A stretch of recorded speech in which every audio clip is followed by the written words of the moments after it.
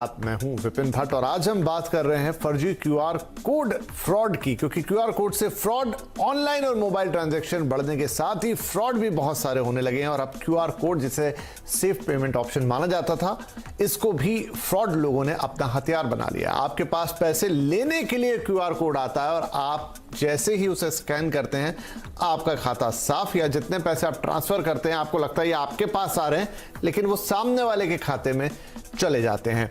और जो फ्रॉडस्टर हैं वो रोज नए नए तरीके निकालते हैं कि कैसे आपको ठगा जाए, कैसे आपको इमोशनली ब्लैकमेल किया जाए, या ब्लैकमेल की जगह हमें कहना चाहिए आपको इमोशनली पहले झांसे में लिया जाए, या फिर आपको कुछ ऐसी बात की जाए जिससे आप पूरी तरह उन पर विश्वास कर लें और फिर क्यूआर कोड, जो कि एक बहुत बड़ा ऑप्शन हो गया है इन दिनों पेमेंट का, वो आपको भेजा जाए और उसके जरिए फिर आपसे पैसे निकाल लिए जाए। तो आज इसी पर हम चर्चा कर रहे हैं कि क्यूआर कोड से ट्रांजैक्शन के गोल्डन रूल क्या है, क्यूआर कोड को कैसे समझे, वो जितना आसान है फिर कुछ मामलों में उतना जटिल भी है, तो खुद को कैसे आप फ्रॉड से बचाएंगे, इसी पर आज होगा हमारा फोकस। और हमारे साथ हैं कुछ खास मेहमान, PCI security standard council India के डायरेक्टर नितिन भटनागर, ब्रिज रोली के फाउंडर अरुण मिश्रा और cyber law expert Ashutosh Shrivastava. आप तीनों का ही बहुत बहुत स्वागत है। तो फोकस यहाँ पर क्यूआर कोड के ऊपर है। तो अरुण, आप हमें ये बताइए कि ये दरअसल इसमें अंडरलाइन चीज ये है, और यही दर्शकों को समझने वाली बात भी है, कि पैसे लेने के लिए कभी भी क्यूआर कोड का इस्तेमाल नहीं होगा, वो हमेशा पैसे देने के लिए होगा। क्योंकि इन फ्रॉड्स में हो ये रहा है कि आदमी सामने से क्यूआर कोड भेज रहा है और बोल रहा है आप इसे स्कैन कीजिए और आपको पैसे मिलेंगे, और लोग इस बारीक सी बात को नहीं समझ पा रहे। जैसे वो स्कैन करके उसको आगे ऑपरेट करते हैं तो उल्टा पैसा उस आदमी के पास चला जाता है, तब रियलाइज होता है उनको, एक मैसेज आता है बैंक का कि डेबिट हो गया।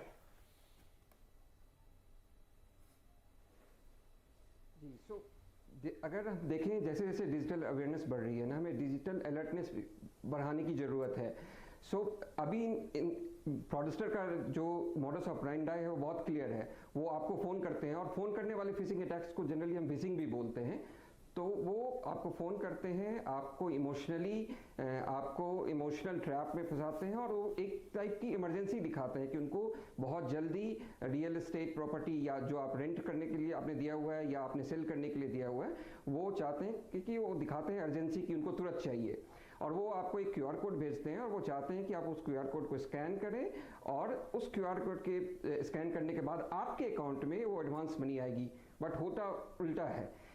कभी भी आपको पेमेंट रिसीव करने के लिए कुछ स्कैन करने की ज़रूरत नहीं होती है, चाहे वो क्यूआर कोड हो, चाहे वो आपका पिन हो, चाहे वो आपका मोबाइल पिन हो या यूपीआई पिन हो। आपको कुछ भी इंटर करने की ज़रूरत नहीं होती है पैसा रिसीव करने के लिए। पैसा देते वक्त आपको इन चीज़ों की ज़रूरत होती है।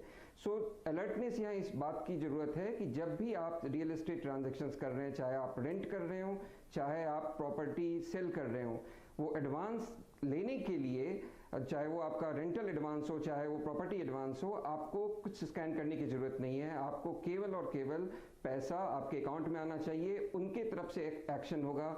आपको ना तो पिन डालने की ज़रूरत है, ना आपको अपने फ़ोन से, अपने पेटीएम ऐप से या अपने किसी भी ऐप से स्कैन करने की ज़रूरत नहीं है। ये मोडस ऑपरेंडी यहाँ नहीं, बहुत फेमस है, यूएस में भी, इंडिया में भी बहुत पॉपुलर हो रहा है। और कोविड से जस्ट पहले more than $53 million phishing attacks हुए हैं जस्ट इस मोडस ऑपरेंडी को यूज करके। हमें यहाँ बहुत अलर्ट रहने की ज़रूरत है। डिजिटल अलर्ट अवेयरनेस के साथ साथ डिजिटल अलर्टनेस की भी ज़रूरत है।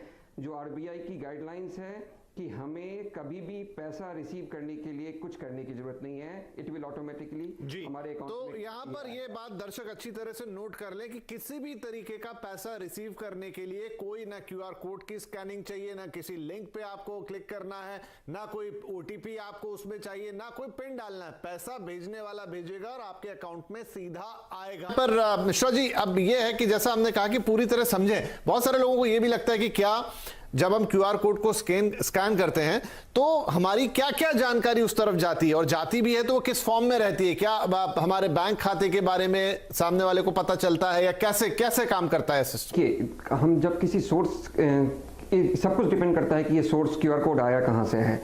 जनरली आपके बैंक खातों की जानकारी सामने वाले के पास नहीं जाती है। केवल आपके जितना पैसा आपने ट्रांजैक्शन किया है केवल वो डिटेल्स जाती है कि आपने इतना पैसा भेजा है और इसका ये एक ट्रांजैक्शन नंबर है। उसके अलावा आपके बैंक अकाउंट की क्या डिटेल्स है, आपके बैंक अकाउंट में कितने पैसे हैं और क्या जनरली आपका ट्रांजैक्शंस क्या है, हिस्ट्री, वो कोई भी डिटेल्स नहीं जाती है। क्योंकि जो क्यूआर कोड जनरेट करने पे ये सब कुछ डिपेंड नहीं करता है, ये डिपेंड करता है आपके बैंक पे भी। और बैंक कभी भी ये डिटेल्स आपके सामने वाले रिटेलर्स को जिन्होंने ये क्यूआर कोड आपको भेजा है उनको नहीं देता है। तो उन चीजों तो में मैं आपको बीच में टोक रहा हूं मिश्रा जी, तो मैं ये मानूं कि देखिए क्यूआर कोड कोई भी फ्रॉडस्टर अपने एंड पे जनरेट नहीं कर सकता, वो भी उसी सिस्टम का इस्तेमाल करके जनरेट करेगा और उससे उतना ही काम होगा जितना एक्चुअल किसी ओरिजिनल या जेन्युइन क्यूआर कोड में हो रहा है, राइट? मतलब ऐसा नहीं है कि उसके बाद वो कहीं और से फिर आपके 10 ट्रांजैक्शन कर लेगा। आपने जो ट्रांजैक्शन किया वो फाइनल है। जी जी, आपने जो ट्रांजैक्शन किया वो फाइनल है। क्यूआर कोड वो अपनी जगह जनरेट कर सकता है लेकिन वो आपकी बाकी डिटेल्स नहीं ले सकता है। केवल अमाउंट वहां आती है, आपके बैंक की डिटेल्स आती है, बट और आप जब उसको स्कैन करते हैं तो आप ऑथराइज करते हैं कि ये पेमेंट आपके एक बैंक अकाउंट से जाए, बट बाकी डिटेल्स वो आपके बैंक अकाउंट की वहां नहीं जाती है। तो वहां वो हम सुनिश्चित कर सकते हैं कि वो चीजें नहीं जा रही है, वो बैंक सुनिश्चित करता है। लेकिन पेमेंट कितना करना है ये क्यूआर कोड वो खुद जनरेट करते हैं और तभी तो वो आपको वो क्यूआर कोड भेजते हैं। हाँ, नहीं, मेरा पूछने का मतलब ये था कि वो भी जनरेट किसी सिस्टम से कर रहे हैं, वो खुद का कोई क्यूआर कोड नहीं बना सकते। नहीं, वो खुद का क्यूआर कोड, देखिए क्यूआर कोड ऑनलाइन जनरेट होता है आजकल। हम कभी भी किसी भी अमाउंट का क्यूआर कोड जनरेट कर सकते हैं, बट अपने बैंक अकाउंट में पैसा लेने के लिए वो क्यूआर कोड जनरेट करते हैं और वो बैंकिंग सिस्टम से ही जनरेट करते हैं जी। क्योंकि अगर हम ऑनलाइन किसी भी तरीके से जनरेट करेंगे तो वहां पैसा ट्रांसफर नहीं होगा। बिल्कुल, लेकिन बस यही एक पॉइंट था कि वो एक सिस्टम के तहत आ रहा है, तो बस आप उस पर ये करेंगे कि ज्यादा से ज्यादा आप उस पर ट्रांजेक्शन करेंगे, लेकिन ऐसा नहीं है कि उसके बदले में बाद में बार बार ट्रांजेक्शन कोई कर लेगा। एक बार जो हो गया वो हो गया और आपकी कोई डिटेल उधर नहीं जा रही, ये बात बिल्कुल साफ है। बस ये कि आपको अवेयर रहना है, ये रिवर्स ट्रांजैक्शन नहीं करना। आपको तुरंत सबसे पहले ऑनलाइन शिकायत करनी चाहिए और उसके बाद नियरेस्ट पुलिस स्टेशन में भी आप जा सकते हैं, वो आपकी कंप्लेंट लेंगे और जो भी साइबर सेल है उससे रिलेटेड माफ कीजिए उसको वो कंप्लेंट पहुंचा दी जाएगी। लेकिन इंपॉर्टेंट ये है कि आप कंप्लेंट करें, उसे झिझक के मारे या ये सोचेंगे कि इसमें झंझट होगा, उसे रोके ना खुद को।